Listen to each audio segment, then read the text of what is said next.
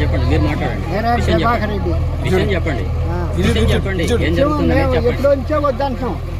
వద్దంటే నీదే నీ ఇల్లు ఆగమైతే మాలే, నేను తీసుకునేదే అని నేను అంటున్నాను. నిన్న చెప్పి కొట్టడానికి ఎన్ని రోజులు బట్టి ఇక్కడ తవ్వుతున్నారు? 3 రోజులు చదువుతానే ఉన్నారు. నేను హాస్పిటల్లో పోయి బోరంపాడు పోయే చాలా సగానికి తీశాడు. నేను వచ్చి ఆ రోజు వస్తే తీయటానికి ఇల్లు లేదంటే నీదే ఇల్లు చెప్పేది, నీదేందమ్మా నీళ్ళు పోయితే మాలే ఆయనే పేరని చెప్పి వెంకరారెడ్డి. మీ ఇంట్లో పేషెంట్లు ఎవరైనా ఉన్నారా? ఏమైంది ఆమెకి? పక్షవాతం వచ్చింది. వచ్చి బాగలేదు, అసలే బాగలేకుండా ఉందంటే నువ్వు బాగలేకపోతే మాకేమైంది, నువ్వు పోతే మాకేమైంది, నీళ్ళు పోతే మాకేమైంది. అందరికీ నా నమస్కారం. మా గ్రామంలో ఇక్కడ టవర్ పెట్టేది నా ముందు ఎవరు పర్మిషన్ కావాలని నాకు కూడా అడగలేదు వాళ్ళు టవర్ వాళ్ళు. నేను కూడా ఇక్కడ దగ్గర అంగన్వాడీ ఉంది, మా చుట్టుపక్కల గ్రామాలు కూడా ఒప్పుకోవట్లేదు. కానీ నేను చెప్పినా కానీ వాళ్ళు మాట వినట్లేదు. నాకు తెలియకుండానే అక్కడ తోయించారు. నేను కూడా అది కలెక్టర్ గారికి ఆ పరిష్కారం చేయాలని నేను కోరుకుంటున్నాను.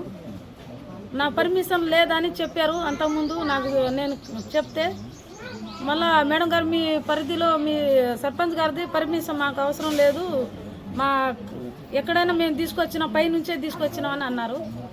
ఆ మాటకి నేను ఇప్పుడు మా గ్రామ ప్రజలు అందరూ నాకు అడుగుతున్నారు. నేను కూడా ఇక్కడ వచ్చి చూసి మాట్లాడుతాను. అదే కలెక్టర్ గారికి అదే మీరు ఏదైనా చేసేది ఉంటే కలెక్టర్ గారికి చేయాలని నేను కోరుకుంటున్నాను. అందరికీ నమస్కారం అండి. నేను Revathi, CDPO of Burgampadu ICDS project. ఇక్కడ నాగినేనిపురంలో బూర్గంపాడు 3 అంగన్వాడీ సెంటర్ ఏదైతే ఉందో దాని పక్కనే ఒక సెల్ టవర్ కన్స్ట్రక్షన్ చేస్తున్నట్టుగా నాకు ఈరోజు సమాచారం అందింది. సో నేను ఫీల్డ్ విజిట్ కోసం అని చెప్పి రావడం జరిగింది. ఏదైతే కన్స్ట్రక్షన్ కోసం సెల్ టవర్ నిర్మాణం కోసం ఏర్పాట్లు చేస్తున్నారో అది కరెక్ట్గా మన అంగన్వాడీ సెంటర్కి కేవలం 10 మీటర్ల దూరంలోనే ఉంది. నార్మల్గా యాజ్ పర్ నామ్స్ ప్రకారం అయితే గవర్నమెంట్ హాస్పిటల్ కానీ ఏదేని స్కూల్ కానీ 100 మీటర్ల దూరంలో ఉండాలి అనేది యాజ్ పర్ రూల్ ఉంది. మరి దానికి విరుద్ధంగా ఇక్కడ ఈరోజు సెల్ టవర్ నిర్మాణం చేపట్టడం జరుగుతుంది. దీనికోసం విలేజర్స్ అందరూ కూడా గ్రామస్తులందరూ నాకు పంచాయతీ తరఫు నుంచి ఒక లెటర్ అబ్జెక్షన్ తెలియజేస్తూ లెటర్ ఇవ్వడం జరిగింది. దీని నిమిత్తం ఈ లెటర్ని బట్టి నేను కలెక్టర్ గారికి లెటర్ పెడతాను. దాని తర్వాత కలెక్టర్ గారి డెసిషన్ ఫైనల్ అవుతుంది. మిగతా వాళ్ళు గర్భిణీలు 4 వాళ్ళంతా. ఈ అంగన్వాడీ కేంద్రంలో చదువుకోవడానికి వచ్చే చిన్నపిల్లలు 3 to 6 years పిల్లలు ఎవరైతే ఉన్నారో వాళ్ళు 10 నుంచి 15 మంది పిల్లలు ఉండడం జరిగింది.